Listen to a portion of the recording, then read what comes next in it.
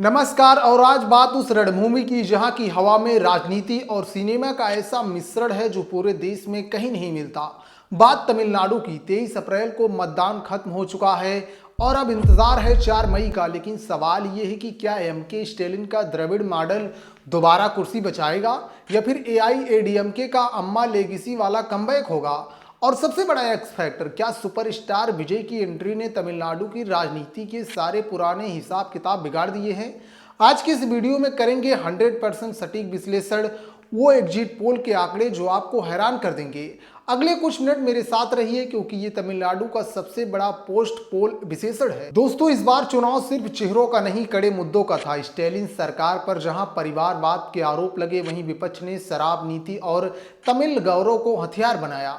लेकिन इन सब के बीच एक नाम बिजली की तरह कौंधा, विजय। उनकी पार्टी टीवीके ने पहली बार मैदान में उतरकर न सिर्फ युवाओं को जोड़ा बल्कि भ्रष्टाचार मुक्त तमिलनाडु के नारे से पूरे राज्य में खलबली मचा दी। क्या विजय सिर्फ वोट काटेंगे या सीधे मुख्यमंत्री की कुर्सी तक पहुंचेंगे? चलिए अब सीधे आंकड़ों पर नजर डालते हैं। अब देखिए ये टेबल, यहाँ 3 अलग अलग पोस्ट स्टार की राय बिल्कुल अलग है, जो बताता है कि मुकाबला कितना पेचीदा है। पीपल पल्स, डीएमके 125 से 145, एआईएडीएमके 65 से 80, टीवीके विजय 18 से 24, अदर 2 से 6, एक्सिस माई इंडिया 92 से 110, डीएमके एआईएडीएमके 22 से 32, टीवीके 98 से 120, जेबीसी पोल डीएमके 75 से 95, एआईएडीएमके 128 से 147, टीवीके विजय 8 से 15। पीपल पल्स ये पोल स्टैलिन की वापसी दिखा रहा है, यानी द्रविड़न मॉडल अभी मजबूत है।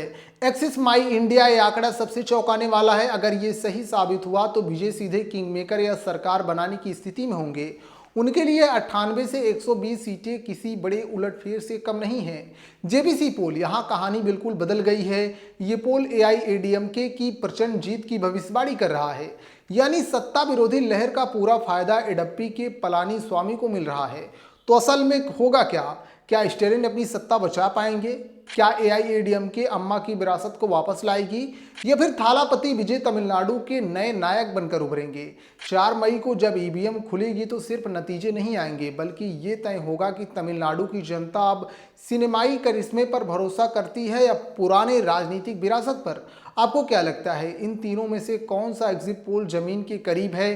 कमेंट बॉक्स में अपनी राय जरूर दीजिए और चुनाव के सबसे तेज नतीजों के लिए हमारे चैनल को सब्सक्राइब जरूर करें। जय हिंद।